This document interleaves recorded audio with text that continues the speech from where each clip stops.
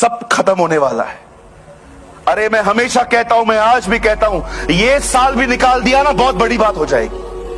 उसका आना इतना करीब है। You don't have years, you have days.